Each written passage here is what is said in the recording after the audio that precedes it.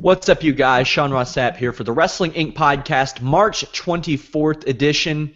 We have a lot to talk about tonight, a lot of interesting happenings in pro wrestling, and of course Smackdown, which featured the return of Brock Lesnar to the show. I'm joined by Wrestling Inc. founder Raj Giri, as well as Rob McCarron. Raj, say hi to the folks. How's it going, guys? And Robert. Hi, I'm Rob. Interesting. You are Rob. I buried you on the show last night, Rob. You buried me on the show last night, to my face for some of it. Yeah, your connection was a little wonky, so we can't. Yeah, I don't know. Hopefully it doesn't happen tonight. And I'm still new to the people, so I figured I would give a hello to those who may not have joined us yet. So, hello. Indeed, we have a lot to talk about tonight. Daniel Bryan off of live events. John Cena may be out longer than people expected. He may not actually be a mutant, as it turns out. Braun Strowman was attacked by a fan. Luke Harper injured. Lucha Underground and TNA viewership is up, but we had Smackdown tonight. A big, not much happening show tonight, you guys. We'll start off with Brock Lesnar. He showed up tonight, end of the show. A very rare occurrence to see him on SmackDown, but it's one of the things they're doing to try to drag some people over to SmackDown. Paul Heyman ran down his list of accomplishments. Perhaps the most noteworthy quote was Paul Heyman saying, "The only reason Mick Foley and Terry Funk are still alive is that God doesn't answer my prayers on a daily basis." Raj, what did you think about that one?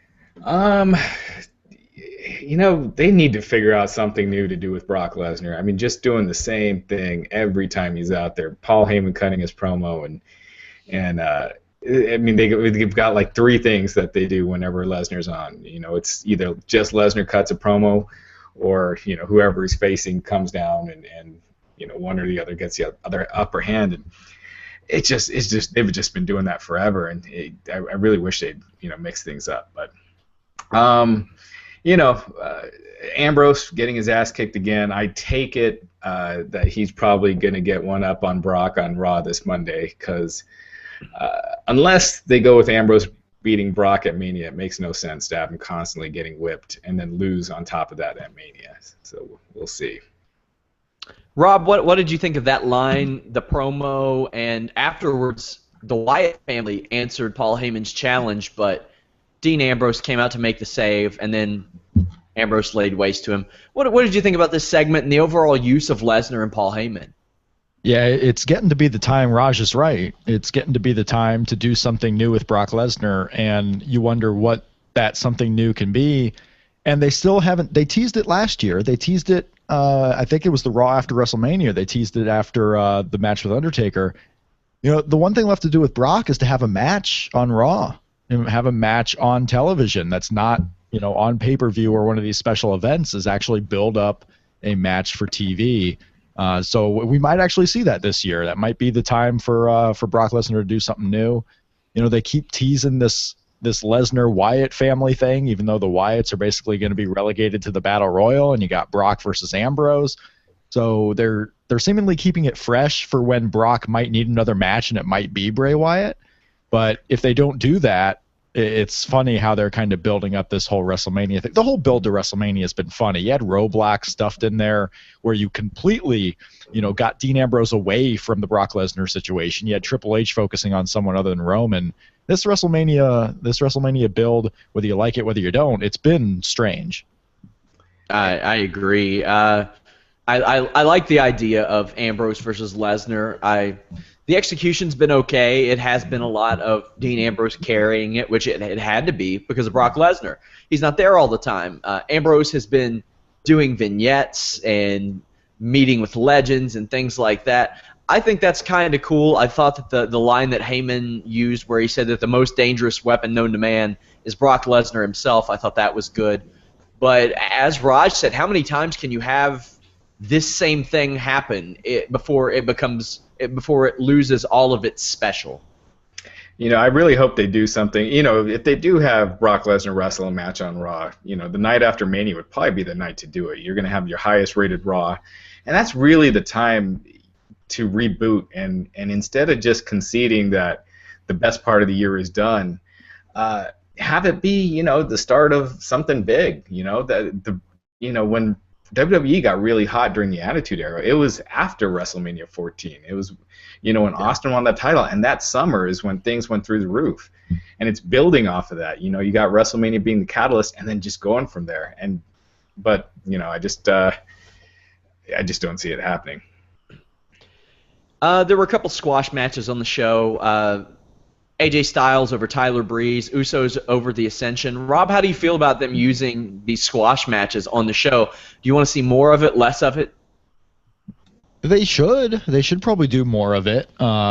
It's something where you can kind of get a quick match out of them. You get the TV time out of the way, but you also establish strongly who the top performers are. Who are the guys that are better than the other people, instead of having this 50-50 booking. I'd rather see more squashes than 50-50 booking, where everyone wins one week and then on SmackDown the other person wins and they just keep trading. I would absolutely be all for it, as long as they're not doing it like the old days where it's 5 on a show and then you have the one somewhat long match, and that somewhat long match is only like 7 minutes. So don't do it too much, but they do it more, sure. Absolutely. I totally agree with that. I think squashes, it helps get finishers over more, and helps build them up. And yeah, exactly. I'd rather that than the same guys wrestling over and over to where their wins and losses don't matter. Speaking of over and over, I used to keep count. I can't keep count anymore. Another Golden Truth segment. Now, Raj, on the Monday show, Vince has been a big proponent of using vignettes to get people over. They do it on NXT. This week we saw it with American Alpha. It works very well. And after seeing the Sami Zayn reception the past couple of weeks, I think absolutely he did need it. I didn't think he did initially. I think he does. Why can't they use that time for a Sami Zayn vignette when he's going to be on WrestleMania, as opposed to this whatever they're doing?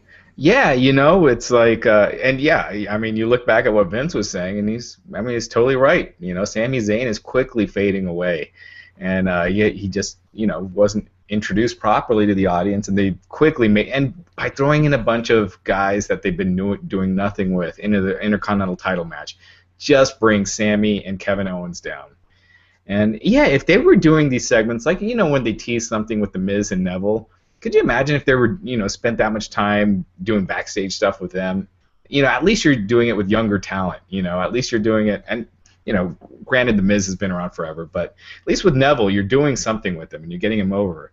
With Truth and Goldust, man, it's mid-40s. Mid-40s, have been around forever. I mean, I think Goldust has been doing a hell of a job in the ring, but man, come on, use that TV time for your young talent. I'll say this. Goldust has gotten in the best shape of his life. I think that's fantastic.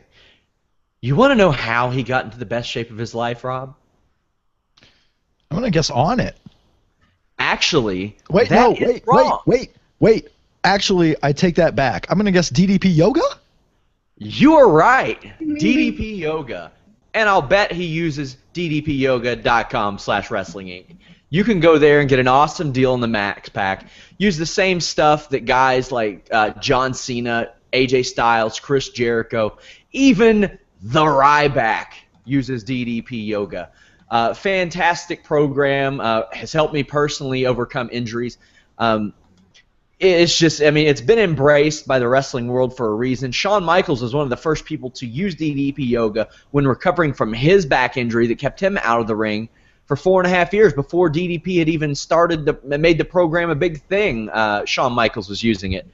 ddpyoga.com/wrestling inc. Also, you can see what DDP Yoga did for Jake the Snake Roberts if you watch the Resurrection of Jake the Snake documentary, which has gotten rave reviews. Check that out on Vudu, Amazon, PlayStation Network, Google Play, iTunes, all over the place. Definitely check that out. Also, if you are in Dallas the Sunday of WrestleMania, check out DDP Yoga's live workshop. As I've mentioned, he's trying to get to, I think, over 150 people so he can have his biggest one ever. And at the last count that he publicly said, it was about 80, I think. So definitely check that out. Go to ddpyoga.com and check out his appearances page for more information. Also, as always, guys, this show also brought to you by WrestlingInc.com/Onnit. If you want to become a super genius, like the man who founded this website, who is on this podcast right now, Raj Giri. How many successful websites have you founded, Raj? It's been a few. It's quite a few. It's quite a few. And he did it with the aid of things like Onnit Alpha Brain, which is an earth-grown nootropic. I mean, WWE stars use this as well, and they don't have to worry about what they're putting in their system. They're not going to fail a wellness test because of this. A guy like Titus O'Neil might be suspended, but it sure as hell ain't because of the Onnit he's taken, because it's all good. Go to WrestlingInc.com/Onnit. Save 10%. Onnit Alpha Brain, my personal favorite supplement. Also, guys like Stone Cold Steve Austin, Seth Rollins, even the internet's favorite, Roman Reigns, uses Onnit. Dean Ambrose is a big proponent of Onnit. You can go there and get their T+, their Shroom Tech Sport, all types of great stuff. You can learn all about it at WrestlingInc.com/Onnit. If you don't like the product, you don't even have to send it back. You could buy all this stuff and say, you know what, I don't want to be a super genius. I don't want to be able to drop kick things off of the top rope. I don't want to become a super athlete. And they'll send you your money back, no questions asked. WrestlingInc.com/Onnit. Bro. Good stuff. I'm almost out of my alpha brain. I'm worrying a little bit right now. I just ordered to reorder it. I just ordered 2 new bottles yesterday, actually. I am actually going to write it down so I don't forget now. And Rob, you just said, bro, you are only 130 behind Vince on Monday. Our YouTube viewers kept count, and there was a huge celebration at 100. Vince was in on it. He loved it. He humored our fans when they were at 99. Listen, bro, I got something to tell you, all right? So on that R-Truth and Goldust note, one thing you got to remember on these shows is, yes, does their segment build them up for anything? No. But WWE in a lot of ways sees themselves as a variety show. And when you don't have Sheamus out there cutting the John Cena light comedy promos, when you don't have Roman Reigns anymore cutting the John Cena light comedy promos, they have to have some comedy on the show. There's no more Santino. So they put in a little segment of R-Truth and Goldust for the comedy factor. And that's really, I think that's all the reason they're there. I mean, these guys aren't teaming up with each other. They're not building up to this big-time event where they finally team. I really just think they're there to put in the comedy segment. And you're absolutely right, guys. They should be doing these video segments. How many times do you see a video segment? People still rave about the Daniel Bryan, monster segment from 2 years ago. How many times do people talk about these video segments that they do, these video packages, and how they're the best things they do on TV? And they're not doing them enough. People would rave if you have 1 or 2 extra ones on a show to kind of promote someone like a Sami Zayn, promote even Kevin Owens as he rises in popularity. They should absolutely be taking the time to do that. But in their mind, it seems, they just want to, we got to fit 2 minutes of comedy in there, bro. Yeah, I think you could do a great package on just Sami Zayn and Kevin Owens, their rivalry in NXT. Explain it to people. You're just kind of casually mentioning it. Millions of people don't know what you're talking, or might have a vague idea of what you're talking about, but haven't seen it. Make a video package for that. And with the comedy, yeah, for sure they're going to have that. But why not have some of the guys? You got the Social Outcasts, you got all these other guys. Why not kind of spread that TV time to guys that could use it more? But and I do think they are leading to Goldust and R-Truth being a tag team. They're probably leading to it. I would agree. But I mean, what kind of big event is that going to be? Are they going to all of a sudden get a tag team title shot on a pay-per-view? They're probably just going to team up. They might be added to the Dudleys match at Mania. And then they'll main event on Superstars probably 2 weeks later. Yeah, I mean, they'll be back to where they are against now. the Ascension for 5 weeks in a row. Yep. At least it gets the Ascension some TV time. Somebody asks if it is safe to use DDP Yoga and Onnit around the same time. Of course, DDP is a big proponent of Onnit too. Don't be ridiculous, guys. So not much more happened on SmackDown. We had Charlotte versus Sasha Banks. Sasha Banks won. That's furthering that feud. I thought Becky Lynch on commentary was much better than when she was on there bickering with Sasha Banks. That was a plus. So thumbs up for that. But there was Well, and we had a stale New Day promo. Like this is why I worry about Enzo and Cass coming to the main roster, because New Day is doing this. They're on the mic twice a week, and it's old. It's been old for a long time, but I was patient with them. When Enzo and Cass come up to the main roster, are they going to experience the same fate, Raj? Yeah, and I've been saying this for a while. I just don't see them getting too far. You see what happens with those kind of novelty acts from NXT when they come to the main roster, and I don't include Bray Wyatt because that's a serious gimmick. But when you take the kind of the fun comedy gimmicks from NXT, they haven't translated to the main roster, and I see that happening here too. Rob, what do you think? They'll go through some trouble, and one of the things that WWE will be looking for to see how they overcome it and to see if they can change things up a little bit. Just you do the same thing over and over, especially if they're on Raw and SmackDown doing that entrance. At some point, it's going to become stale or boring, or the fans are going to be tired of it. It's really cool for the live crowd, because when you go to the arena and you get the Enzo and Cass entrance, it's cool for that live crowd. But when you watch it on TV and you've seen it already, 10, 15, 20 times, it gets kind of old. Road Dogg and Billy Gunn seem to do really well with it. So it just depends on, how they kind of incorporate it into their act and keep it at the minimum to keep it effective. New Day has never been good as baby faces. They started off as baby faces. It was awful. They thrived as heels. So I do worry about their new change of character to see how they're going to react. I have a bad feeling, and maybe it's not even a bad feeling. Maybe it's going to eventually be a good thing.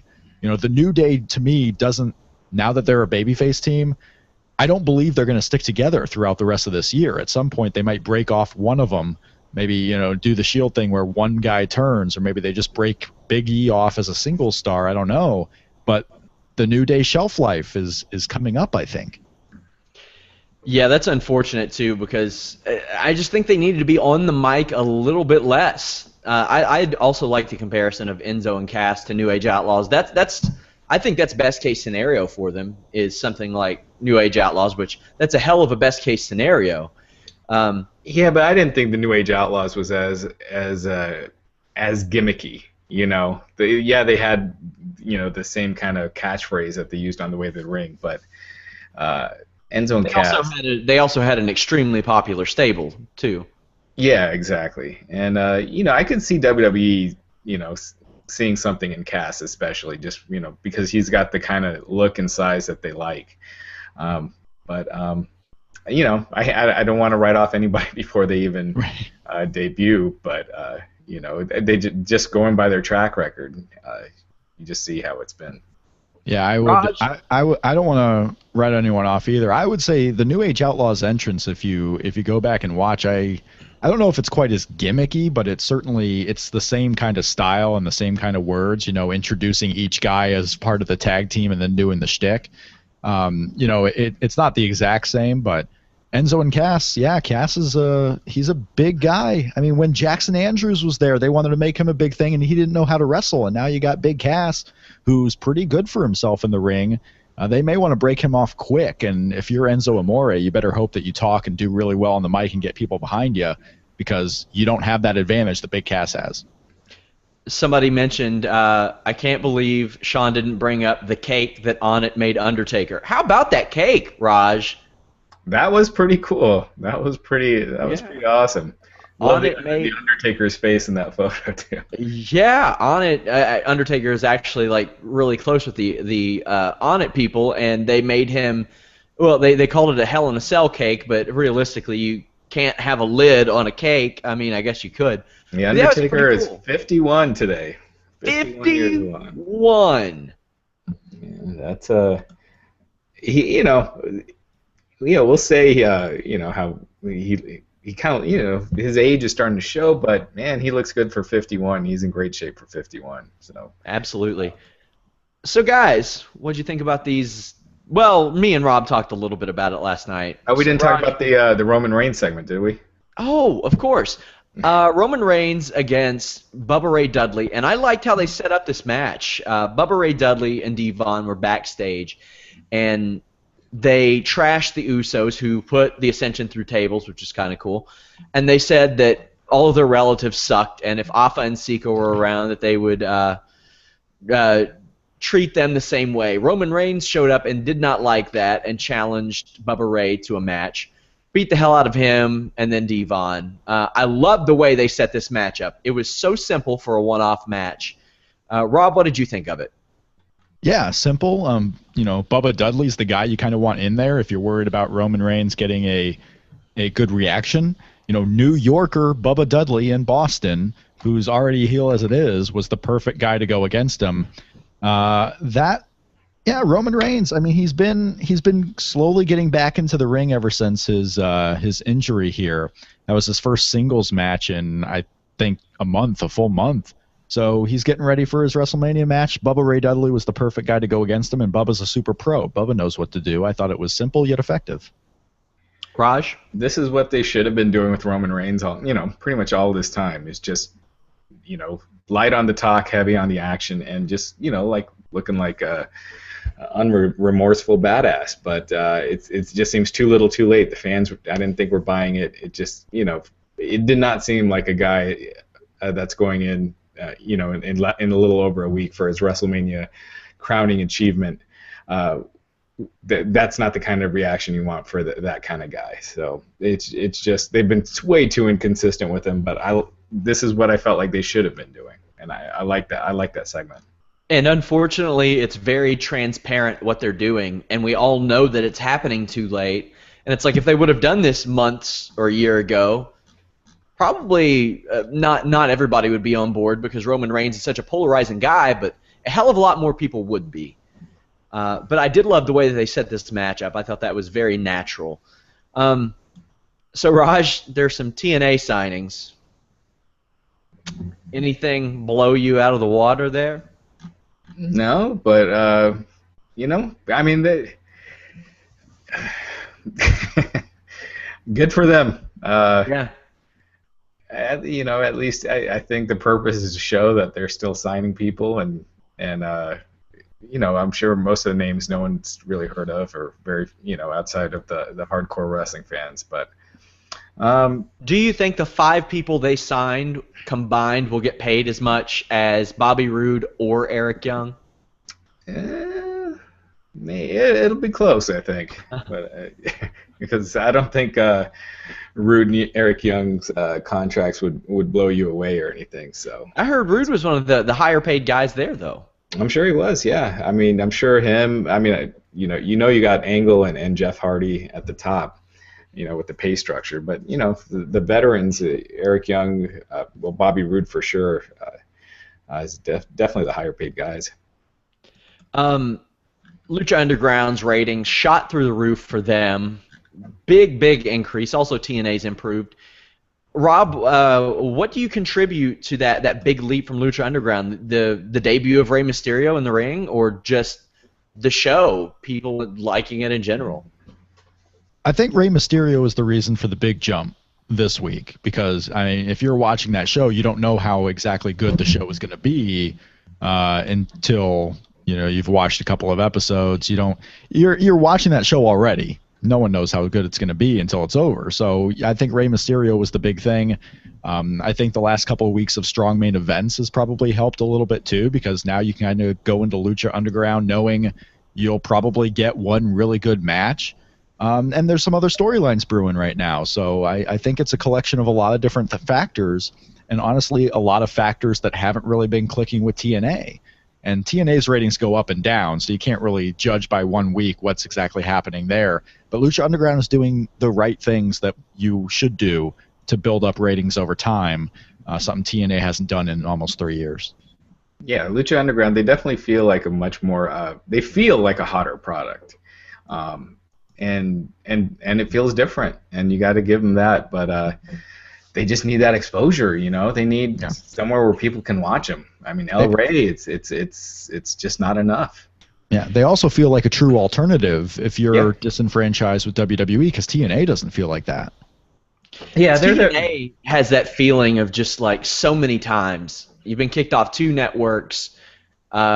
You've screwed yourselves so many times. Management has shot themselves in the foot so many times. They're the little petty things like the AJ Styles, Doc Gallows, and Carl Anderson, the statement that was released. They've built so much bad will with people, and even their fans have become, a lot of their fans, I'll say rather, have become kind of obnoxious as well, and that goes a long way in adding this scent to TNA, which I hate because there are a lot of good hands in TNA, and it seems like it seems like they are fighting an uphill battle. Raj, is there any way they can overcome those things and that perception?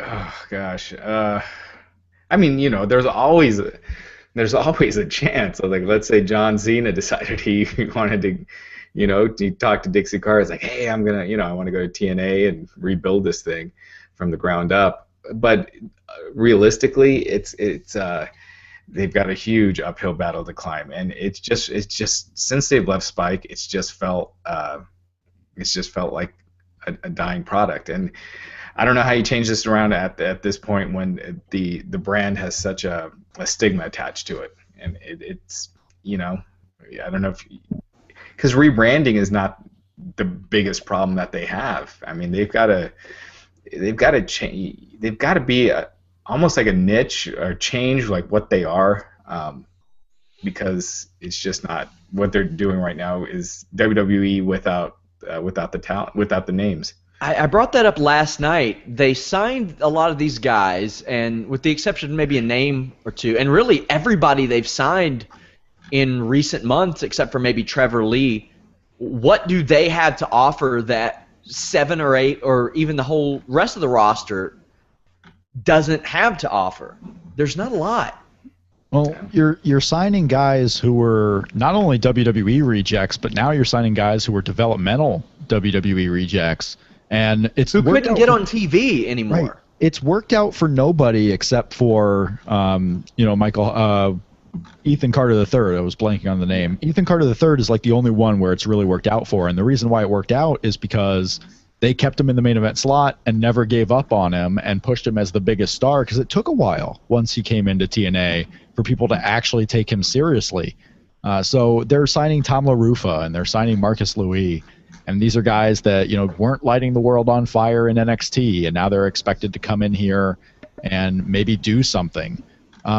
You got 5 dates a week, or 5 dates a month right now. So of course you can sign the guys you want to sign that have no interest with WWE, because you're not going to sign guys that WWE has interest in. You're just not going to find them. So there's not too many other places for them to go. If you're not in WWE and you want to be on TV, TNA is the only one, and they're taking you.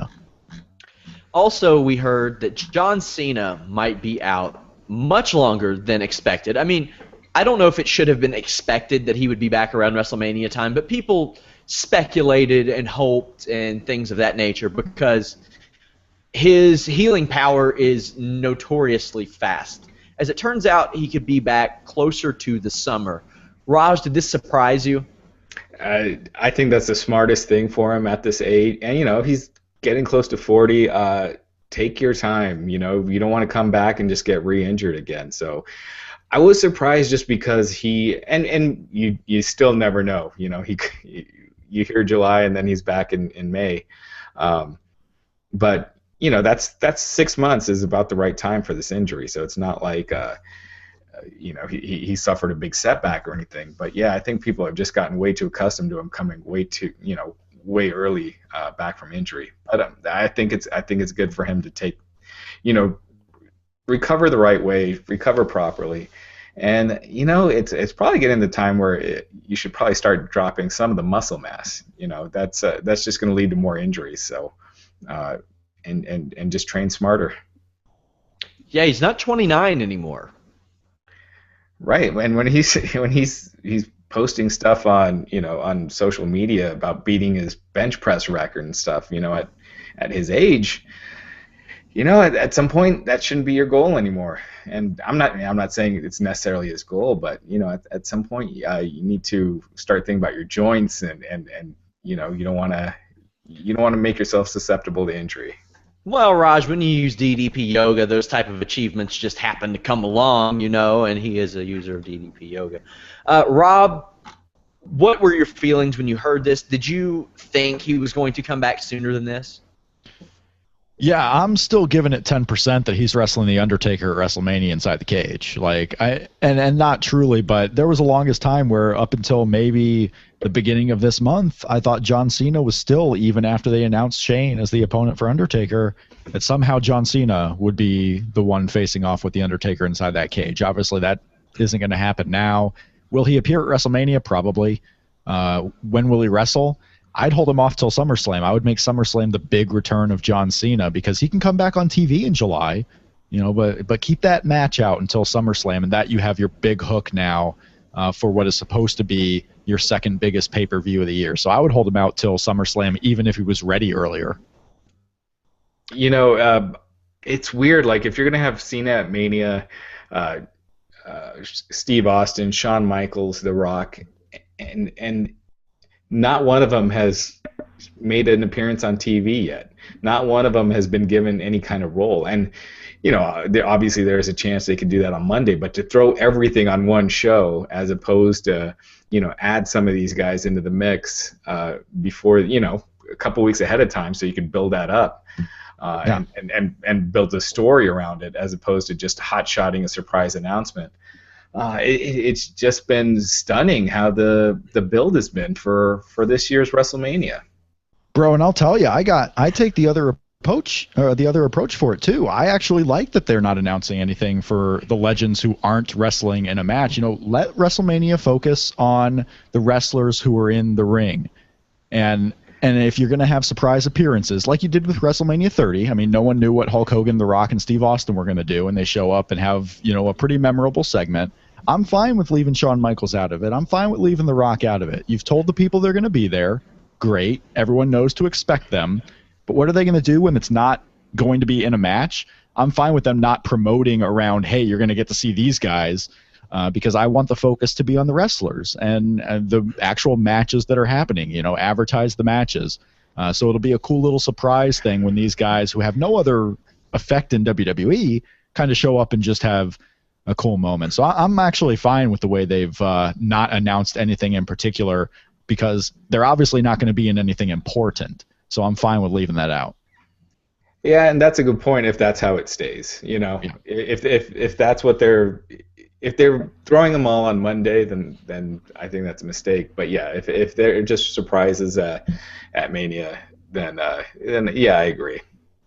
This week, Daniel Bryan was pulled from his remaining WWE appearances. The company did confirm to us that he asked for time off and was granted it.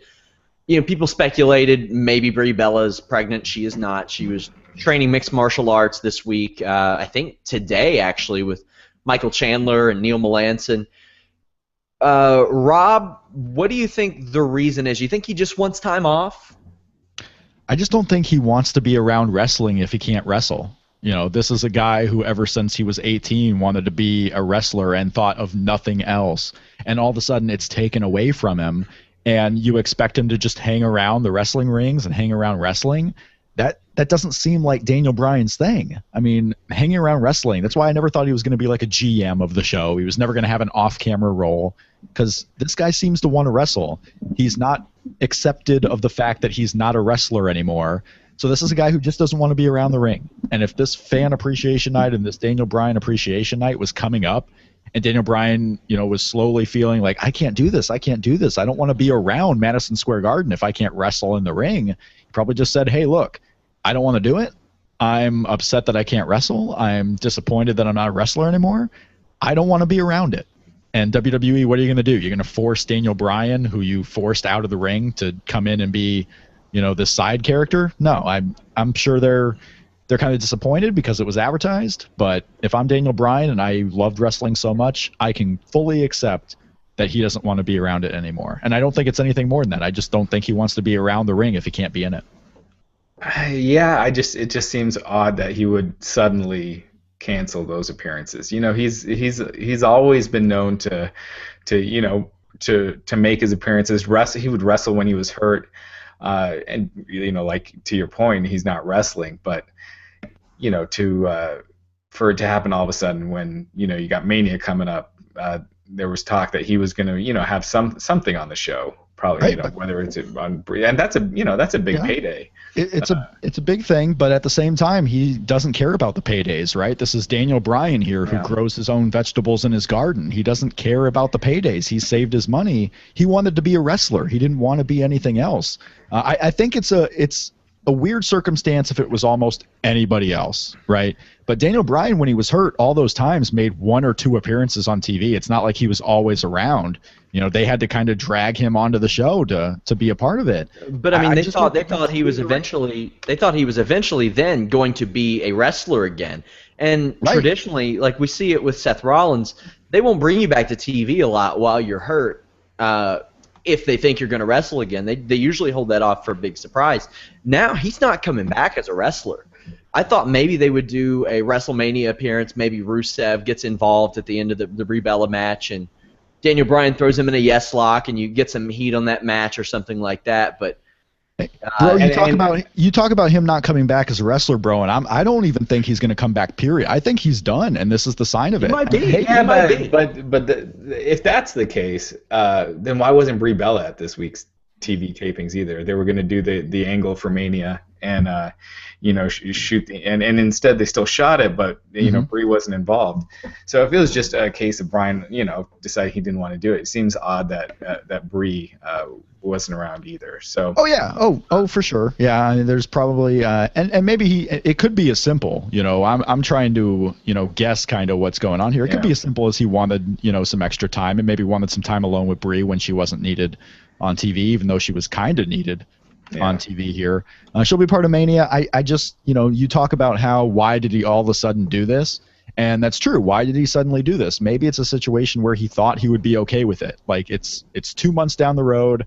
I can do this MSG show. I'll be fine. But as it slowly gets closer and closer, it's WrestleMania season. Daniel Bryan's probably really upset he's not on it. Because he hasn't missed a WrestleMania season, right? He's been on the last couple of WrestleManias, even when he's gone through these injury issues. I just think it came time to where it's WrestleMania. Brie's going to be wrestling, and he's not. And his mindset is, if I can't wrestle anymore, I'm just going to be completely done with it. I'm going to stay here at home, and I'm going to try to focus on the new life instead of keep going back to WWE when I can't be there. I can't be a part of it in actuality. Speaking of Brie, Raj, I wanted to bring this up. It appears that Emma has been inserted into this 5-on-5 match. So she's may have been. Yeah, she is fantastic. She may have been promoted. They did it on Main Event when they had all that filler on Raw. Do you think that was a bad move? And what do you think about Emma being promoted, at least for the time being? I think it's great that she's got a spot on the card. I'd like to see it. I think she's deserves it. She's been she's been ready for the main roster for a long time. They just brought her in lazily, and well, are they doing that again, putting her in a group? It seems like they don't learn. They did that with 3 other girls. It could be, but at least she's getting the WrestleMania payday, so I'm happy for that. I am too. She truly deserves it. I wonder who Brie's partner would be, though. I was gonna ask that. Who would the 5th person be? Rob and I speculated that perhaps Jackie may even be the 5th person. You expected Jackie to be the 5th person. Who did I say? Mae Young. Alundra Blaze. Mae Young. You did. That's disrespectful, Sean. Alundra Blaze is my number 1 pick, and then we also did think that maybe this is the night they bring up Bayley, although I would hold her off for the Raw afterwards. Mae Young has a more recent WWE victory than or wrestling victory than Alundra Blaze. She passed away though, man. Yeah, she's here with us. Hey, Sean. If only she had been taking her on it. Right. This is going off the rails, but sorry, Orlando and everybody at Onnit. I didn't say that. I think Bayley. I think Bayley would be a great choice. We speculated that as well. Yeah. Yeah, Bayley, and Bayley is an excellent choice. I might keep her on to the next night, but Bayley would be an absolutely fantastic choice. And you got Emma coming up from NXT, so who better to also come up from NXT than Bayley? So those would be my 2 picks. If they're going to go someone current, it's going to be Bayley. If they don't go someone current, it's going to be Alundra Blaze making a big comeback. I kind of don't put a lot of stock in Jacqueline Moore getting the spot, but I understand Sean's, factors going into there, because if she can go in the ring and just do, a punch and kind of get out of there, hey, it works with the Hall of Fame, sure. Alundra Blaze, I don't know. That seems way too random. Like she, it's not like she's a big enough star with today's generation, and the fact that she hasn't wrestled in forever, and I don't think WWE would want to take that risk of putting someone who hasn't been in the ring, that long. Maybe they can book a Medusa versus Hulk Hogan monster truck on the top of a building match again, because Medusa actually has the experience advantage there. Yeah. Right. The one thing I would say in Alundra Blaze's favor is that she's more relevant to current WWE than Jackie Moore is. She went in the Hall of Fame last year, and she's done Table of Three, which is one of the better shows on WWE Network. But Jackie's going into the Hall of Fame like now. And plus, it would be in her home state. All right, I'm wrong. Well, I don't think either of you are right. I don't think it's going to be either. So. I don't think it'll be Jackie Moore. That's a hope. I mean, is there any other diva that's been kind of off TV lately? Like who? The last 6 months that Rosa Mendez. Rosa Mendez. That's kind of it. Well, it would be Team Total Divas, right? So is there someone on Total? Are they going to bring up Mandy Rose on this show? It could be Mandy. I guess. Eva Marie, Sean. Ugh. If you want to really ramp up the road to WrestleMania, you add Eva Marie to a WrestleMania match. Oh God, that's the wrong side of the match. Anyway, I wanted to touch on a couple things really quickly. A fan sort of hit Braun Strowman after Raw Monday. God, why? Why is that?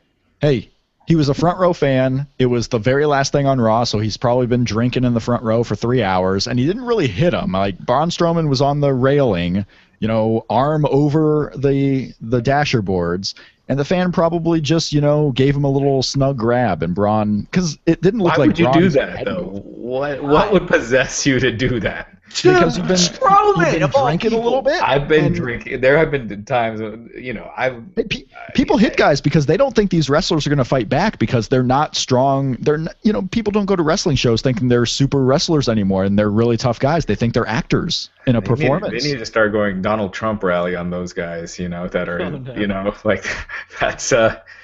that's these guys getting away with that kind of stuff. It's just, back in the day. They need to start going 1975 world class is what they need. Exactly. Back in the day where you get stomped on.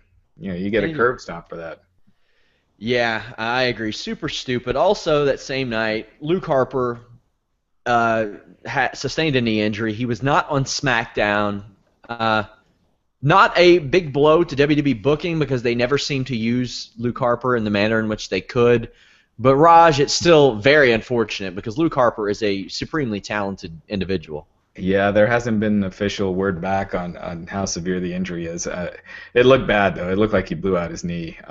It looked a lot like the Seth Rollins injury. If you get that guy to cringe in pain, it's got to be bad. Yeah. And so, I hope it's not too bad and he comes back soon. Indeed. Sting said that he wanted to face The Undertaker at WrestleMania 32 before the injury. Rob, do you think that was in the plans? I don't, because if it was in the plans, it probably was going to happen last year. Because Undertaker Bray Wyatt really didn't need to happen, so I don't think it was in the plans. I think Sting was probably going to have something to do at this WrestleMania. I don't think Undertaker was going to be it. Raj? Yeah, I don't think so. I don't think they would have had him lose to Seth Rollins. Even because that was the plan for that. The main event was for Sting to lose. So I don't think they would have been doing that. I don't get why they don't do it, or why they didn't do it. But I think the ship has sailed on that. I have an answer for you, for you also, Sean. We talk about all the divas that are available to be the fifth person if they want someone current. And if you don't count Rosa Mendez, because apparently she has just recently given birth. Yes. So Rosa is out of that. Cameron is the only one. Yeah. Oh, that sounds like a terrible idea. Would you rather have Cameron or would you rather have Eva Marie? I'd rather have Eva Marie because at least people care about Eva Marie, whether it's good, bad, indifferent. People give a shit about Eva Marie. Cameron, you could do a little, I don't know, teasing her history with Naomi, but ultimately, who cares? I mean, this match is going to be, 3 or 4 minutes tops. So she can team with half of her favorite match ever, Alicia Fox, because she famously on Tough Enough said that Melina versus Alicia Fox was her favorite match, as is mine and Rob's also. That was a great match. It was. It was. I remember it well. Speculation of a brand split after some marketing stuff came out. I just want to say, could you imagine a 3-hour Raw with half of what they have now? That sounds like, as I said on Monday about something else, I don't know what we as a species could have possibly done to deserve something like that. Now, I know humans, do some pretty crappy things. I don't know, man, they're getting us back for something really bad if this happens, Raj. Yeah, I don't see how they could do that with the talent roster is just spread so thin as it is that I just don't see it. If you got Raw back to 2 hours, I think you could probably do it. It would still be really light on both sides. I mean, you've got no full-time top guys really right now. Roman Reigns just isn't there, and so yeah, John Cena will be back, but really, John Cena and Seth Rollins are really the only two guys I'd call like legit top guys that would be out there every week. Yeah, I don't think the brand split's happening. I think they just want to show the differences in the shows, Raw and SmackDown. So they put a couple of different superstars on each graphic. That's not abnormal. You put Roman Reigns on one, you put John Cena on the other, you put top guys, you put middle card guys. I don't think that's indicative of a brand split. Yeah, it does look a little silly if you're releasing advertising for 2 shows with the same guys on both shows. Right. Yeah, one's blue and one's red. Whoop-dee, why do I care about the shows, right? Yeah.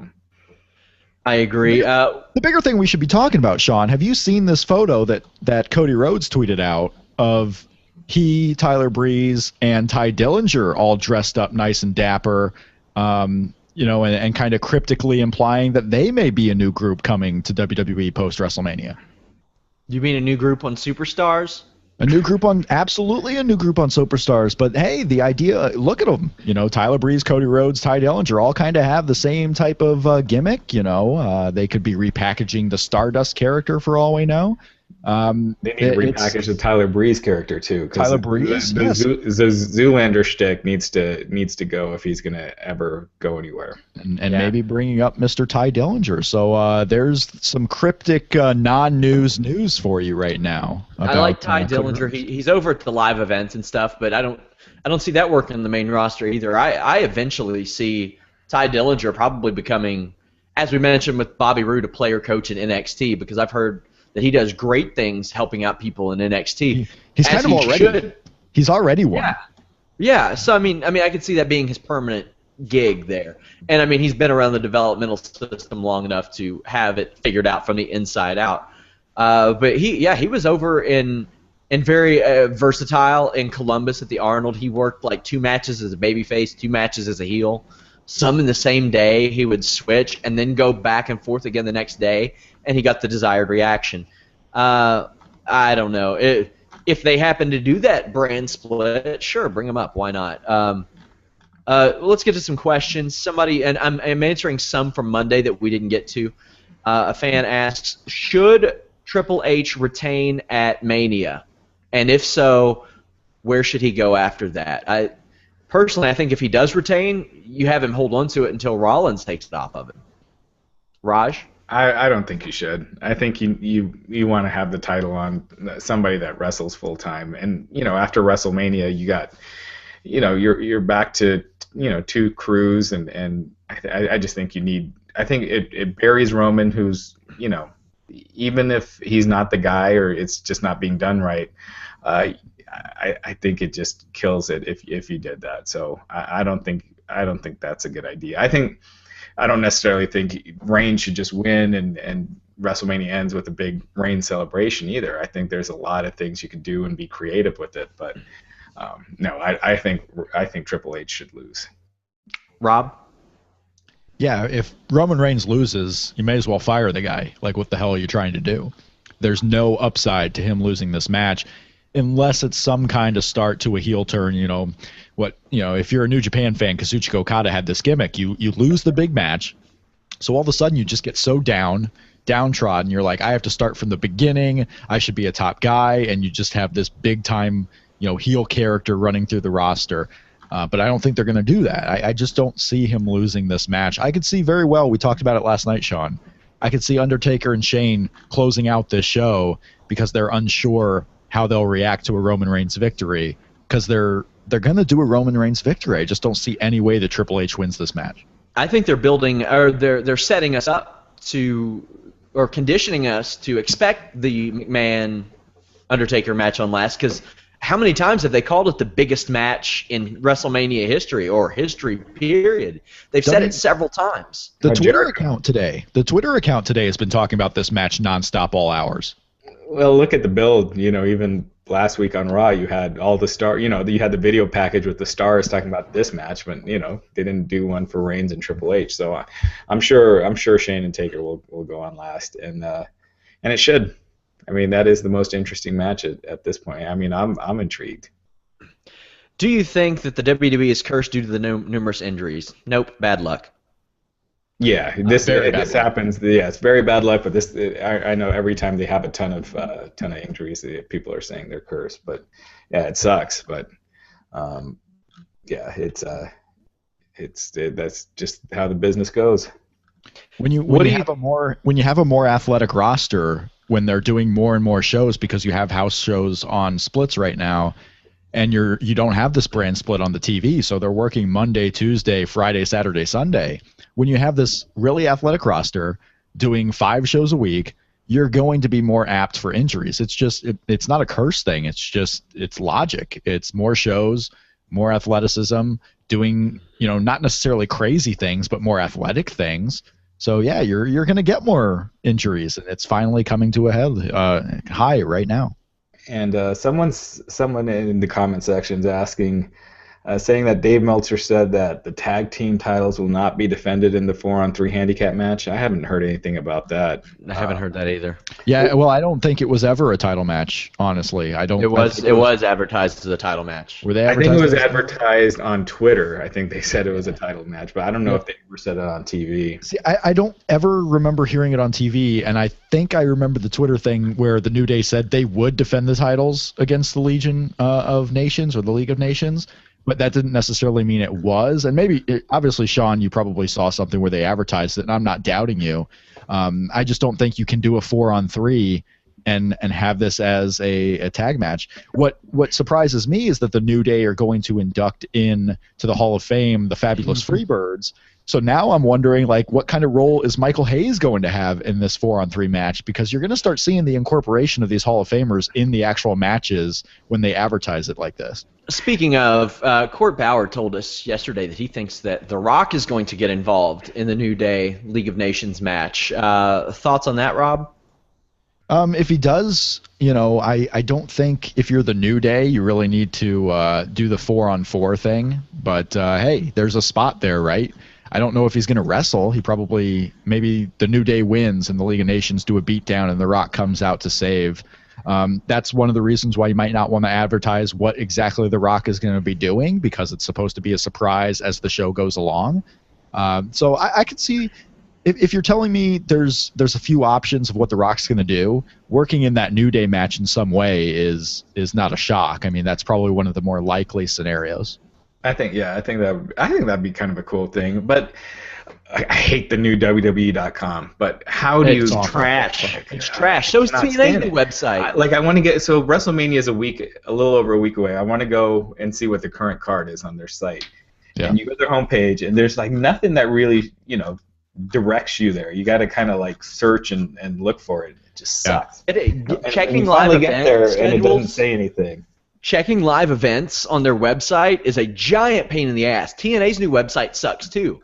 Global Force Wrestling has a better website than these two, and they were ridiculed for their website when they set it up. It's really they're all bad. going to that over-bloated stuff flying all over the place, and Yeah. They're going to these, WordPress / Tumblr type websites that aren't even pro versions of websites. I mean, they just bought a little WordPress.org web address and they're putting up their site hastily.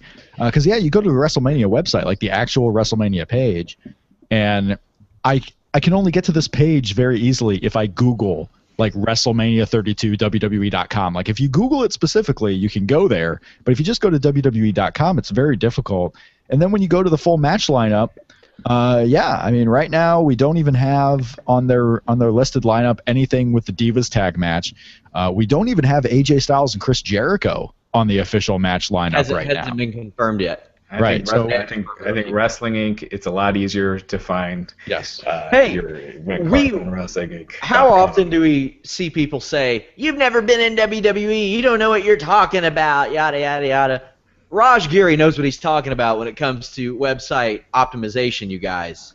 This guy has been around the block a time or two, as I've mentioned. Also, something funny I've noticed.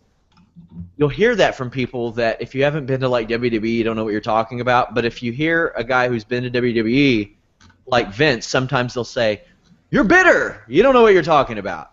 So damned if you do, damned if you don't. But we have a question. Sorry about that, Raj. We have a question in the podcast on the post comments. What do you think of Kalisto and Ryback not even appearing on Raw this week, and with the jam-packed Raw next week, will they even get 2 minutes to build their match?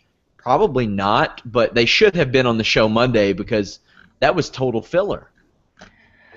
Yeah, I mean, I feel like they just don't know they don't really know where to go with this program. Like they kind of threw it together, and as far as getting to the match, it's just been kind of the same backstage promo when they do something with them, with just Ryback bragging about his size. And this is people hate on Vince Russo, but I'm sure he would have found more to do with that, with that match to build to it than what you've seen. Also, congrats to Vince for landing with Podcast One. He will still be on the Monday, and I believe the pay-per-view shows, you guys. For those of you who asked, nothing has changed there. Rob, your thoughts on Kalisto and Ryback? Kalisto and Ryback, I'm looking forward to the match. They should be on Raw. They're not, whatever. The GFW thing, you brought up Global Force Wrestling and their website being better. A couple of months ago, Global Force Wrestling, announced that they found television distribution in New Zealand of all places. And people were excited, like, hey, we're finally starting to get TV. Well, it came out yesterday that they're not going to air in New Zealand until they get a deal in the United States. So effectively, they still have no television deal whatsoever. So that's sad. And for the next 3 minutes, I'm going to have to just say bro nonstop because I haven't hit that 100 mark count. So while you guys are talking, you are a level 100 mark. Believe me, Rob. Bro, I don't know, bro, what you're talking about, bro. I'm not good at it. Vince does it well. Vince just incorporates it. Absolutely fantastic. I love Vince Russo. I will say this. My wife and I went to dinner with Vince and his wife a while back, and he doesn't use bro that much in person. Like I don't know if he said it at all. Don't kill the gimmick. I know. That's true. I just gave it away. But and so I was looking at something, but definitely congrats to Vince on the Podcast One deal. Very, very hard-working podcaster, that guy. Also, the new Nuclear Heat is up on our videos page. We'll have a post up on it tomorrow.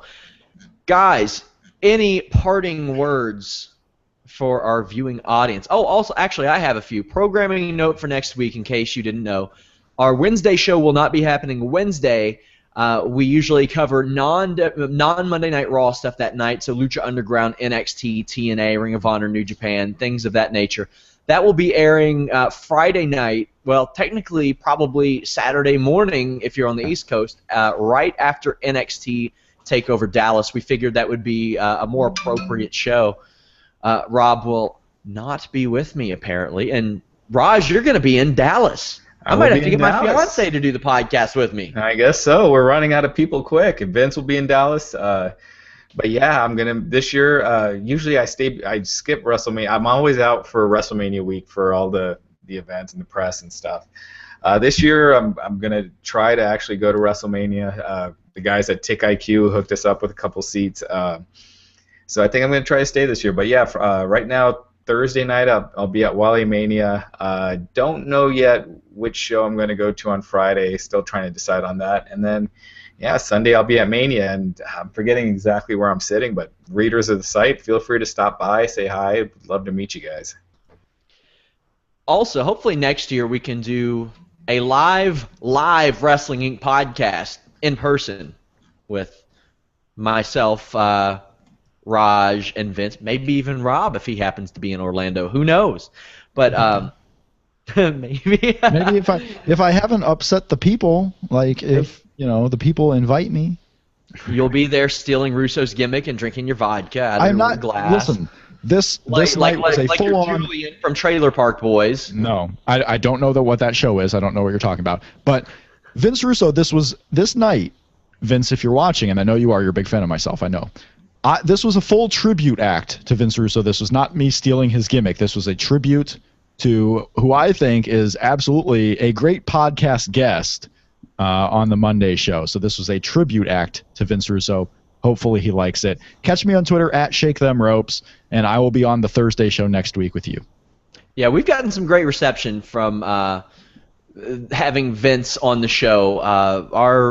Our show has been doing quite well, and Vince is obviously a giant part of that. So, yeah, it's out of love, Vince, as he knows. Next week, Monday, Thursday, Friday, of course, Sunday night after WrestleMania. We're going to have tons of WrestleMania week coverage. Your head's going to spin so much. I literally told Raj I have cleared my schedule. I am around, me and Mark, of course, doing all kinds of work. Raj on the scene in Dallas. He's going to be getting wild at Wale Mania. I heard some stories from Court Bauer, Raj. You got to get crazy. I think he got me confused with someone else, though. I never met Kim Chi. Yeah, it should be good times. Indeed. Guys, ddpyoga.com/wrestlinginc, wrestlinginc.com/Onnit. Support the show. We will catch you guys Monday night. Go Duke. Oh.